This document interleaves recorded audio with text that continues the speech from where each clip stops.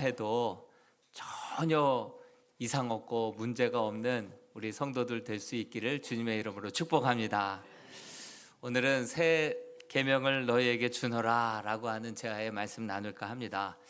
이번 블레싱 행복 축제에 정말 새벽과 저녁으로 참석하신 우리 성도님들 정말 믿음이 더 커지고 주님에 대한 사랑이 더 뜨거워지고 정말 그 가정과 우리 자녀들까지도 여호와를 경외하는 마음이 더 깊어진 줄로 믿습니다. 참여하지 못하신 분들은 또 홈페이지에 영상이 있습니다. 꼭 여러분들 동참하셔서 같은 믿음으로 같은 걸음으로 함께 나아갈 수 있게 되기를 소망합니다.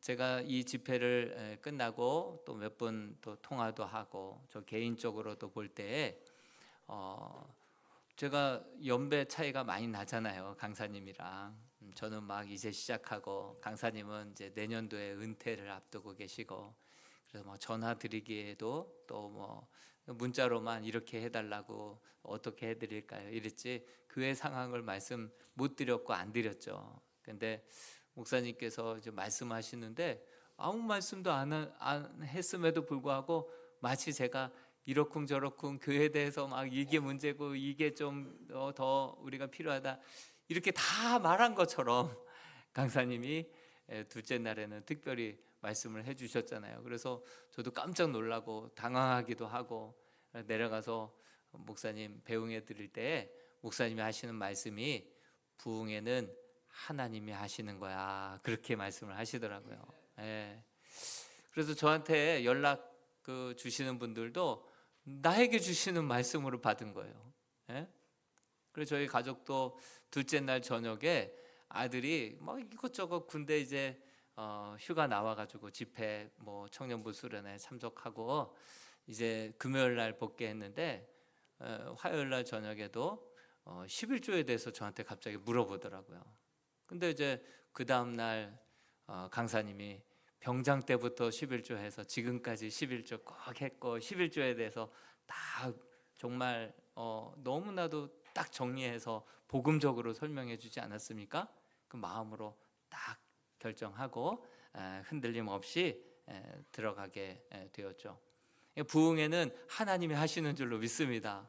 그 교회를 향하여서 기도하고 꼭 필요한 말씀을 기다리고 영적으로 진단하고 선포된 말씀을 데살로니가 교회 교인들과 같이 나에게 주시는 말씀으로 바울이 선포한 말씀을 하나님의 말씀으로 받아들였던 데살로니가 교회 교인들이 믿음의 연수는 짧았지만 놀랍게 변화되어서 마게도냐 전 지역에 그 교회에 대한 소문이 확 퍼진 것처럼 이번 성회를 마치고 나서 이제 아멘으로 입술로 아멘했다면 이제 삶으로 아멘하며 정말 지역 주변에 우리 교회에 대한 소문이 좋은 소문이 만방에 퍼지고 부흥의 문이 활짝 열리고 여러분들이 회복의 주인공들이 될 수 있기를 주님의 이름으로 축복합니다. 받은 은혜 가지고 이제 새 봄 맞이했는데 마치 그런 것 같죠. 월드컵 끝나고 올림픽 끝나면 이제 무슨 재미로 사나. 그럴 때 오늘 이 말씀 있잖아요. 새 계명을 너희에게 주노라. 너희 서로 사랑하라. 여러분 정말 이제 새 봄을 맞이하여서 이제 새로운 학기를 맞이하여서 정말 서로 뜨겁게 사랑하는 이람의 성도들이 될 수 있기를 축복합니다. 그냥 한번 걸리기만 해봐라. 그냥 내가 사랑해 버릴 거야. 이런 마음으로 누구 하나 걸리기만 해. 내가 사랑하고 말 거야. 이런 마음으로 정말 우리 새봄을 맞이하고 살아낼 수 있는 우리 모든 이람의 성도들이 될 수 있기를 소망합니다. 오늘 이 새 계명에 대해서 이야기를 하는데 첫 단어에서부터 제가 너무나도 오랜 시간을 묵상하고 더 이상 진도가 안 나가는 거예요. 그래서 이 말씀을 가지고 2주로 나눠서 설교해야겠다 이렇게 마음을 먹었습니다. 다음 주까지 이 본문으로 말씀을 나눌까 합니다. 오늘 말씀은 예수님께서 십자가에 이제 못 박히시기 전에 사랑하는 제자들과 최후의 만찬을 함께 나누셨죠. 제자들의 발을 씻어 주셨어요. 그리고 너희도 가서 이와 같이 섬기는 자가 되라 말씀해 주셨죠. 그리고 그 발 씻은 손으로 이제 성만찬을 이것은 내 몸이다. 떡을 떼어서 주시고 또 잔을 따라 주시면서 이것은 곧 내 피, 언약의 피다 말씀해 주셨죠. 그리고 정말 이 클라이막스, 정말 이 34절에 가서 새 계명을 너희에게 주노라. 내가 너희를 사랑한 것 같이 너희도 서로 사랑하라. 이렇게 말씀을 해 주셨죠. 우리 예수님께서 이 땅에 오신 동기도 사랑이었고, 우리 제자들과 부르시고 함께 동행할 때도 온 전심으로 사랑하셨고, 정말 그날이 가까울수록 제자들을 사랑하시되 더 끝까지 사랑하시니라 말씀하셨죠. 또 십자가에서 자기 자신을 내어주심도 사랑이었고, 그리고 마지막 말씀으로 내가 너희에게 새 계명을 주고 간다. 그 계명 또한 너희가 서로 사랑하라. 우리 주님은 기승전결이 사랑이고 하나님은 사랑이시고 우리 주님은 사랑이신 줄로 믿습니다. 그런데 우리 예수님의 관심은 온통 머리부터 발끝까지가, 처음부터 마지막까지가 사랑이었는데 제자들의 관심은 어땠을까요? 제자들의 관심은 처음 예수님을 따를 때도 사랑은 아니었어요. 예수님과 동행할 때에도 정말 다른 이유가 더 컸습니다. 그리고 예수님이 바다와 바람도 잔잔케 하시고 그 죽은 자도 살리시고 38년 된 병자도 고치고 메시아네?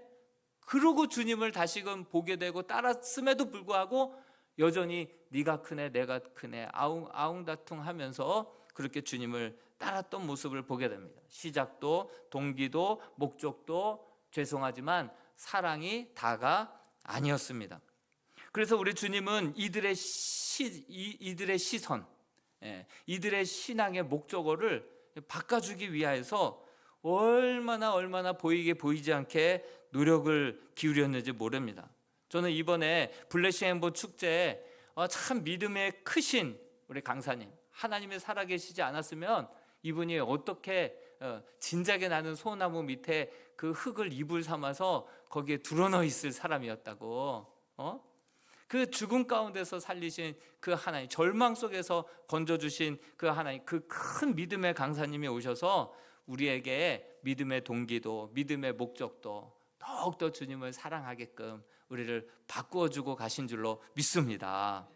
그런데 강사님도 얘기했죠. 사람이 뭐 한 번의 사건을 통하여서 한 번에 바뀌는 건 아니라고.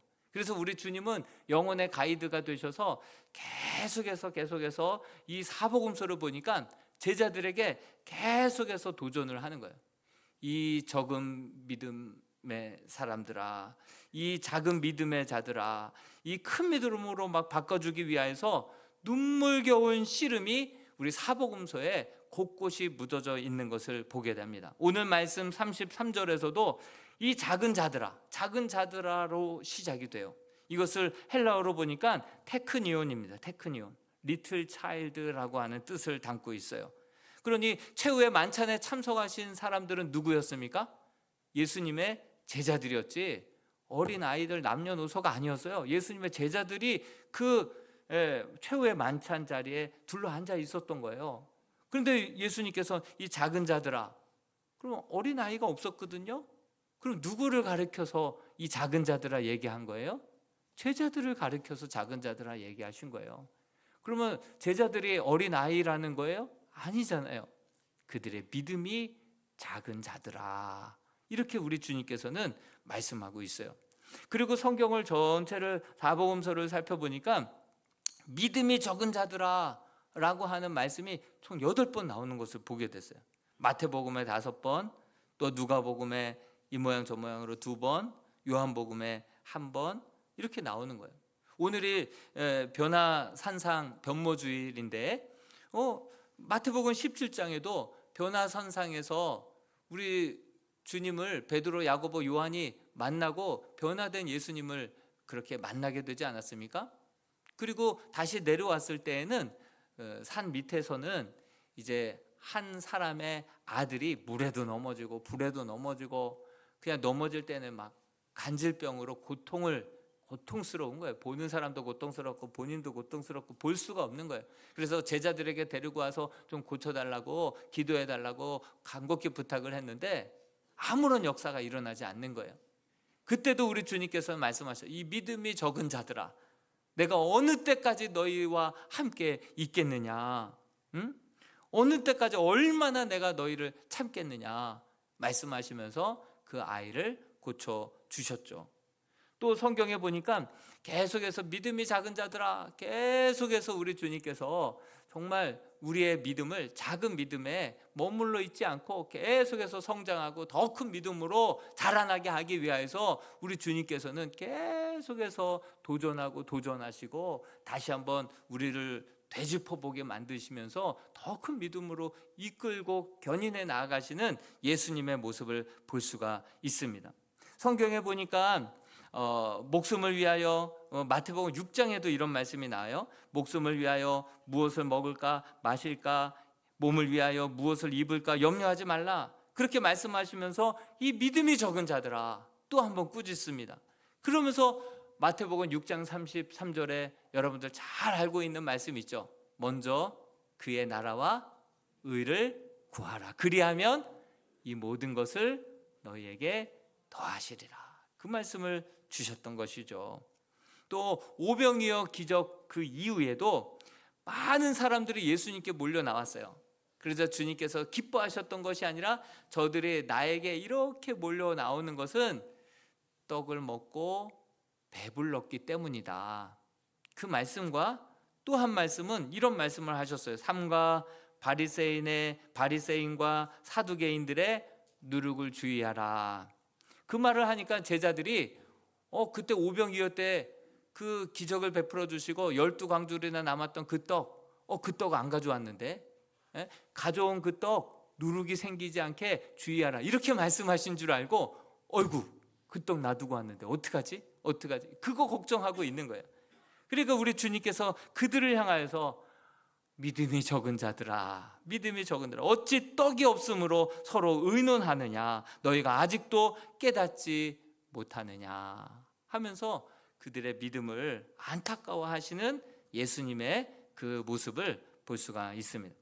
하나같이 제자들은 예수님을 따를 때에도, 예수님과 동행할 때에도, 예수님께서 믿고 세상에 보낼 때에도 동기와 목적이 사랑이 아니었습니다. 심지어는 어떤 일도 있었냐면 마태복음 8장에 보면 가다라 지방으로 예수께서 가심에 거기에 귀신 들린 두 사람이 있었는데, 그 귀신이 어떤 귀신이었냐면 군대 귀신 들린 그런 사람이 무덤가에서 사람들이 못 지나갈 정도로 해코지를 하고 자기 몸을 자해하고 사람들에게 피해를 입혔었죠. 그곳을 예수님이 지나가시는 거예요. 그러자 그 둘이, 귀신 들렸던 그 두 사람이 예수를 보고선 하나님의 아들이요, 우리가 당신과 무슨 상관이 있나이까, 우리를 괴롭게 마시고, 정말 그 귀신이 간구합니다. 우리를 쫓아내실 거면 돼지떼에 들어가게 하소서. 돼지떼에 들어가게 해달라고 그들이 간곡히 부탁한 이유가 있어요. 그 이유가 잠시 후에 나옵니다. 사탄은 다 알고 있었던 것이죠. 예수님께서는 그 돼지떼에 들어갈 경우에 돼지떼에 피해가 있을 거 알면서도, 그럼에도 불구하고 한 영혼의 생명이, 한 영혼의 구원함이 굉장히 더 중요하다는 것을 아시고서는 그걸 허락하고 그렇게 귀신아 가라 명하자 그 귀신이 나와서 이제 돼지떼에 들어가매 돼지떼 2,000마리가 그냥 막 비탈길로 내리꽂아서 바다에 그대로 수장되어 다 몰사당하게 되지 않았습니까? 이후에 어떤 일이 벌어집니까? 돼지를 치던 사람들이 시내에 들어가 이 모든 되어진 일들을 고하자 정말 온 시내가 예수님을 만나려고 막 몰려 나온 거예요. 그러고 했던 말 뭘까요? 제발 떠나 달라고 강구하였더라라는 말씀이 나요.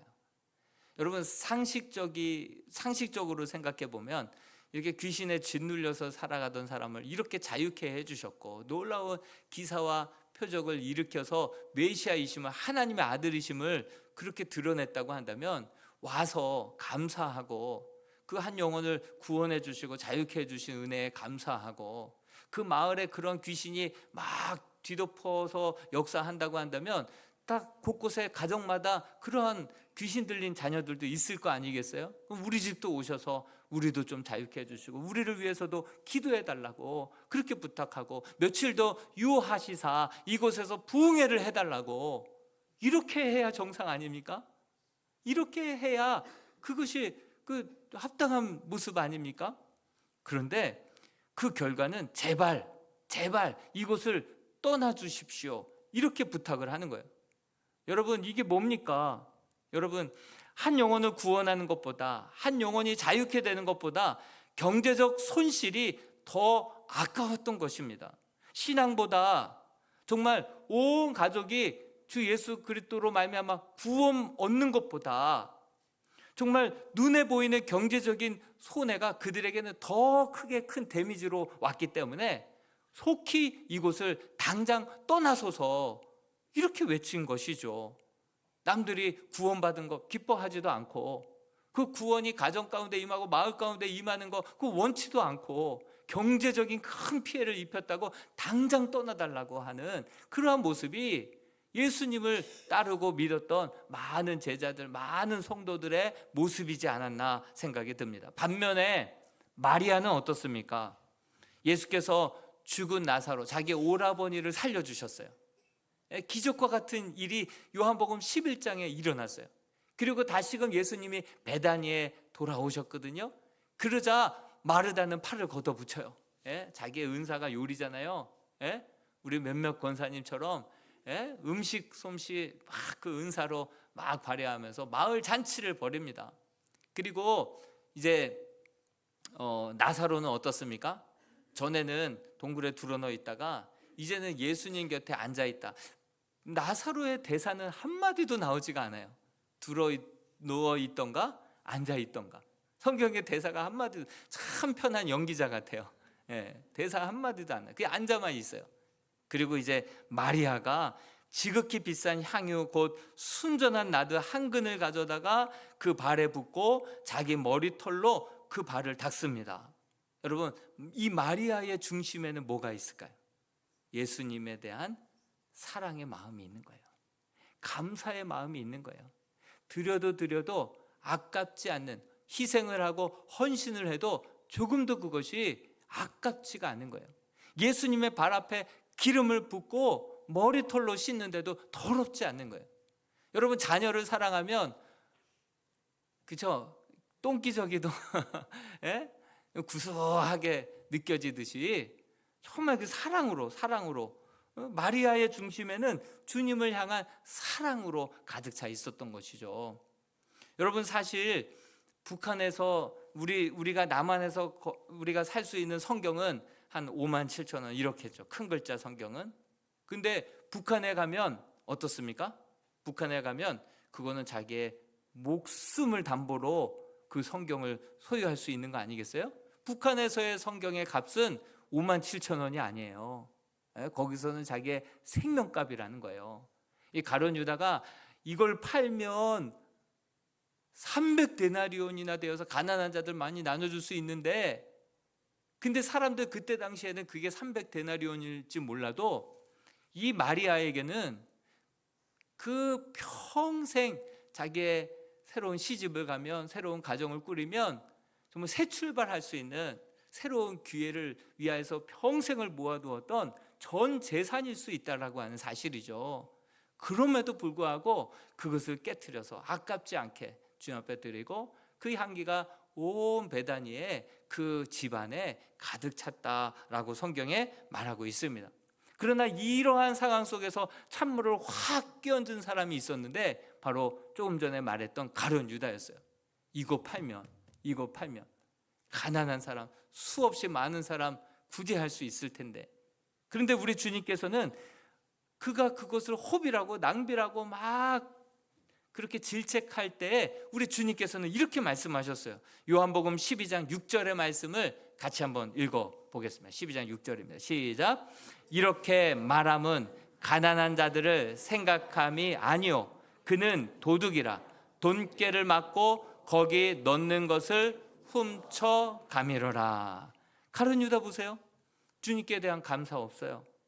경제적인 헌신 없어요. 생명에 대한 가치, 죽은 자가 살아나서 그를 통해서 수많은 영혼들이 죽게 돌아올 거, 그것조차도 별로 감격도 기대도 없어요. 영혼에 대한 애정도, 주님에 대한 사랑도 없어요. 결국 그는 예수님께서 회개의 기회를 주셨음에도 불구하고 나와 같이 손을 넣는 자가 바로 나를 팔 자다, 분명히 기회를 주고 알려주고 사인을 줬음에도 불구하고 회개하지 아니하고 결국 예수님을 팔아 넘깁니다. 팔 때 그 가격은 얼마인지 아시죠? 은 30에 예수님을 팔아 넘깁니다. 여러분, 그때 당시 문화적인 가치로 흠이 있는 노예의 가격이 얼마에 거래됐냐면 은 30에 거래가 된 거예요. 은 30에. 예수님의 가치가 그에게 있어서는 은 30밖에 되지 않아요. 흠 있는 그런 노예 정도밖에 되지 않았던 것이죠. 그토록 주님에 대한 희생도 사랑도 감사도 은혜도 모르고 그러다 보니까 결국은 비운의 주인공이 되었죠. 여러분, 복음이 전파되는 곳마다 이 여인의 헌신이, 섬김이 함께 전파될 것이다 말씀하셨지만 가룟 유다는 비운의 그 주인공이 되어버리지 않았습니까? 여러분, 그래서 우리 주님께서는 마태복음 6장 30절에서도 마태복음 8장 26절에서도 마태복음 14장 31절에서도 16장 8절에서도 17장 20절에서도 누가복음 12장 8절에서도 오늘 본문 13장 요한복음 13장 33절에서도 이 믿음이 적은 자들아 이렇게 책망하시면서 이들에게 더 큰 믿음으로 도전하고 계시는 분이 우리 주님이시다라고 하시는 사실이죠. 그러면서 요한복음을 봤어요. 요한복음에도 보니까 주님을 따르는 사람들이 정말 자기의 오병이어의 기적 때문에 뭔가 또 배를 채우기 위해서 저들의 배는 신이라 자기의 배를 채우기 위해서 예수님께 막 나와요. 그리고 조금 어려운 말씀만 해도 그냥 어렵네 하고 그냥 떠나가요. 육신의 병을 고치기 위해서만 와요. 기사와 표적을 기대하며 예수님께 나와요. 정치적인 군사적인 메시아로만 염원하고 예수님께 나온다라고 하는 사실이죠. 그런 목적으로 예수님께 하나같이 나오는 그들을 향하여서 우리 예수님께서 요한복음을 쭉 전체를 살펴보다 보니까 17번이나 하시는 말씀이 있어요. 그들의 믿음을 더 키워주기 위하여서 우리 주님께서 계속해서 땅만 쳐다보고 무엇을 먹을까 마실까 입을까 그것들만 염려하고 바라보는 그 영혼들을 향하여서 계속해서 17번이나 도전하고 계시는 말씀을 발견했어요. 그 말씀이 뭐냐면 내가 조금 있다가 나를 보내신 아버지에게로 간다. 그곳에 너희는 지금은 올 수 없으나 나중에는 올 것이다. 내가 가서 처소를 예비하고 다시 와서 너희를 나 있는 곳에 영접하겠다. 계속해서 이 땅만 바라보고 살아가는 그들에게 눈을 들어서 하늘을 보게 만드는 거예요. 하늘에 거처가 있다. 영원한 본향이 있다. 내 아버지 집이 있다.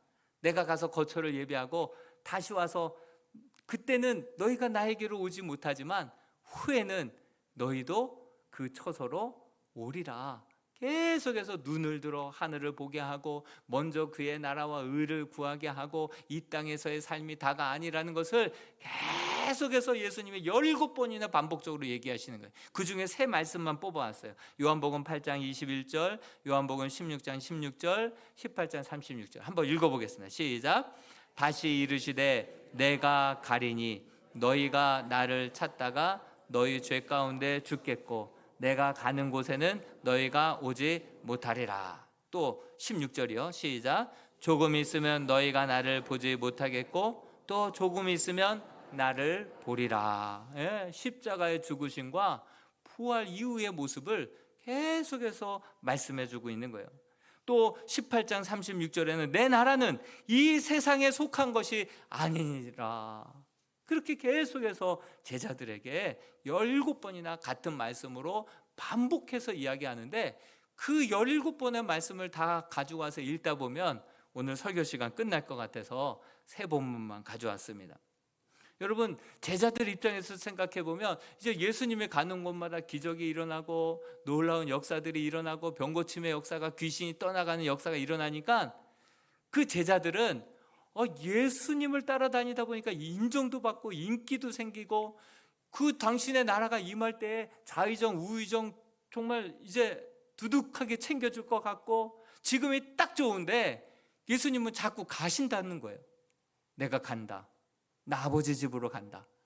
내가 거처를 예비하고 다시 오겠다. 계속해서 이 땅만 바라보고 이 땅에서 받아 누릴 것만 생각하는 그들에게 계속해서 눈을 들어 하늘을 바라봐라. 먼저 그의 나라와 의를 구하라.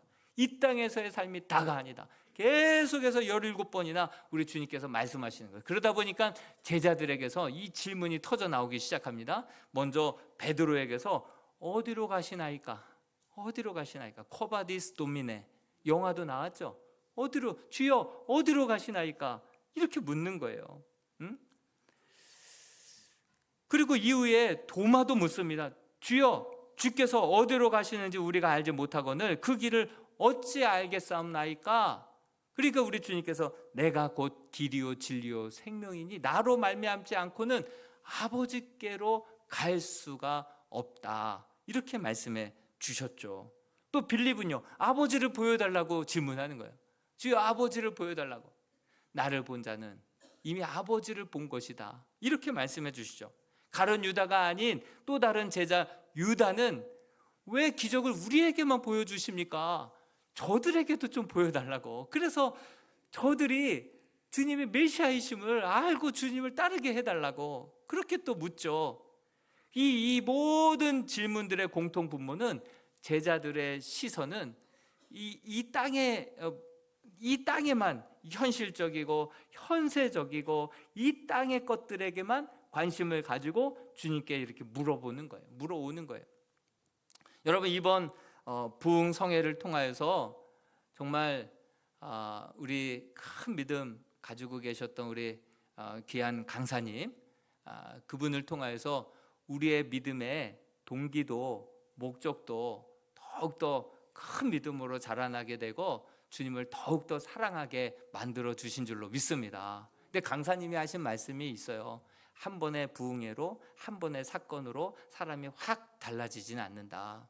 영혼의 가이더가 필요하고 계속해서 주시는 말씀이 필요하고 계속해서 은혜를 사모하며 기도할 때 우리는 하나님이 기뻐하시는 모습으로 바뀌어진다 말씀하고 있죠. 여러분, 사복음서에 보니까 예수님은 계속해서 우리의 영혼의 가이드예요. 나를 믿고 나를 따르는 너희들아, 나는 이 땅에서 머리 둘 곳이 하나도 없다. 나를 막 쫓으려고 하는 자들에게 나는 이 땅에서는 머리 둘 곳조차 하나 없다. 나는 아버지께로 간다. 제발 믿음의 눈을 들어서 하늘을 봐라. 이 땅의 것만 전부인 양 그렇게 무엇을 먹을까 마실까 입을까 염려하지 말고 나를 따르지 말고 제발 눈을 들어 하늘을 봐라. 먼저 그의 나라와 의를 구하라. 나도 그곳에 갈 것이고 너희도 장차 그곳에 올 것이다. 이것을 계속해서 사복음서에 우리에게 말씀해주고 있는 것이죠. 여러분, 그리고 우리 주님께서 나는 너희가 올 수 없는 곳으로 간다 말씀하시고 새 계명을 우리에게 주시면서 내가 너희를 사랑한 것 같이 너희도 서로 사랑하라, 이것을 말씀하고 떠나셨죠. 여러분, 부흥 강사님께서 셋째 되는 날 저녁에 하셨던 말씀 기억나십니까? 참 부흥 강사님은요, 아주 이 어려운 말도 너무 쉽게 표현하고 정말 귀에 쏙쏙 들어오게 말씀하시는 그 은사가 있는 것 같아요. 사명감 가지고 순종하고 나아갔더니 하나님께서 그 은사를 더 개발시켜 주셨다라는 생각이 들어요. 강사님이 하셨던 말씀이 무엇입니까? 원래 우리가 예수 믿기 전에, 거듭나기 전에 우리의 라이프 스타일은 이랬다. 손을 한번 다 들게 했잖아요. 손을 다 들게 하고 위로 돈님을 사랑하고 돈님을 의지하고 경제가 제일이요 돈님을 찬양하고, 옆으로는 뭐라고 말씀하셨어요? 인간들 등치고 인간들 등치고, 아래로는요 하나님을 무시해라. 이것이 인본주의 수평문화, 음부의 권세, 세상 문화의 라이프 스타일이다, 이렇게 말씀하셨죠.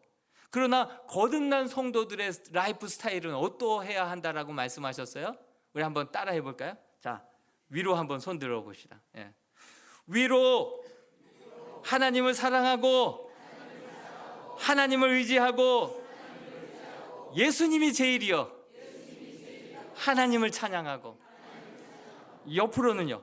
옆으로 영혼을 사랑하고 영혼을 구원하고 영혼을 복되게 하고 아래로는요. 아래로 물질을 다스려라. 예, 참 재밌는 것도 재미없게 하네요. 그죠?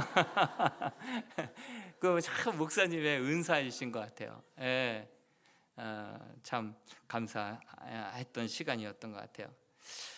여러분, 근데 우리가 거듭났다고 해서 바로 이렇게 우리의 가치관이 바뀌고 삶의 태도가 바뀌는 것이 아니라고 말씀하셨죠.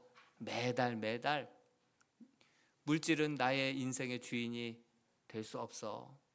정말 그렇게 거부하고 훈련하고 연습하고 그러다 보면 하나님께서 우리를 다듬어 주시고 축복의 그릇으로 만들어 주시고 그 위에 양손들어 축복해 주시는 분이 우리 하나님이신 줄로 믿습니다. 그리고 훈련되지 않고 그릇 준비되지 않은 상태에서 받은 축복은 100% 타락하게 된다 말씀하셨죠.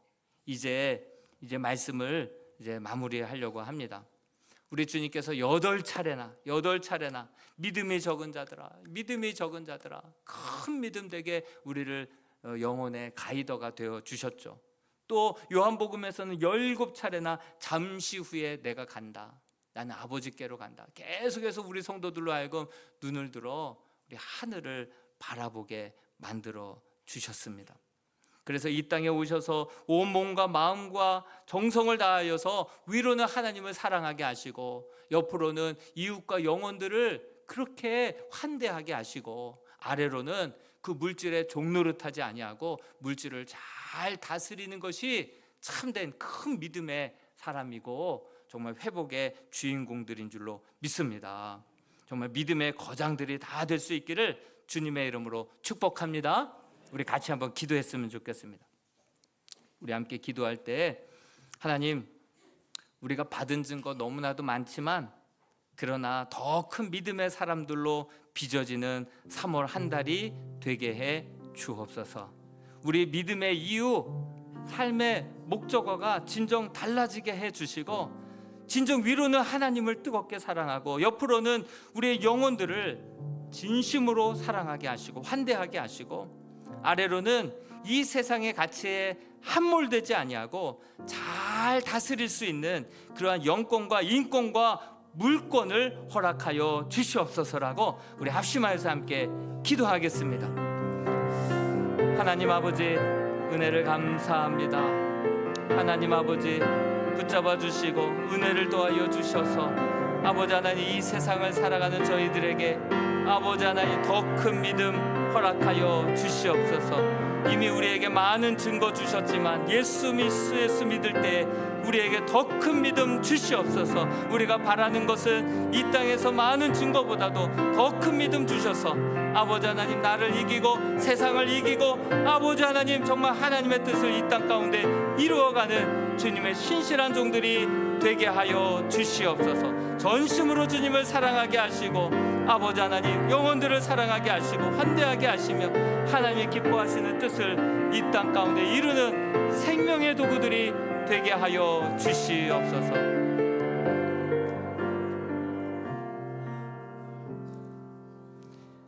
하나님 아버지, 은혜를 감사합니다. 이 땅에 살아가는 날 동안에 주님께 받은 증거들이 너무나도 많습니다. 많은 간증들이 있습니다. 그래서 또 원하는 것이 있느냐 물어보실 때 우리에게는 더 큰 믿음 달라고 기도하는 저희들 되게 하여 주시옵소서. 우리 주님께서 허락하여 주신 새 계명을 너희에게 주노라. 내가 너희를 사랑한 것 같이 너희도 서로 사랑하라 말씀하셨사오니 하나님 아버지, 위로는 주님을 더욱더 뜨겁게 사랑하게 하여 주옵시고 옆으로는 이웃을, 영혼들을 더욱더 환대하며 살아갈 수 있도록 도와 주옵소서. 아래로는 물질을, 이 세상의 가치를 우리가 다스리고 정복할 수 있는 영권과 물권을 허락하여 주시옵시고 그렇게 비어진 깨끗하게 청소된 그릇 주님께 올려드릴 때 하나님께서 양손 들어 참된 복으로 채워 주시옵소서. 이 모든 말씀을 예수 그리스도의 이름으로 기도하옵나이다. 아멘. 이제는 우리 구주 예수 그리스도의 은혜와 다 이해할 수 없는 하나님의 그 크신 사랑하심과 보혜사 성령님의 내주하시고 감화 감동 충만하게 역사하심이 이제는 적은 믿음이 아니요 주님 보시기에도 누가 보기에도 큰 믿음의 사람으로 나아가기를 결단하며 나아가는 머리 숙인 이람의 모든 성도들과 이들의 가정과 일터와 주신 자녀들의 앞길 위해 항상 함께 하여 주시기를 간절히 축원하옵나이다. 아멘.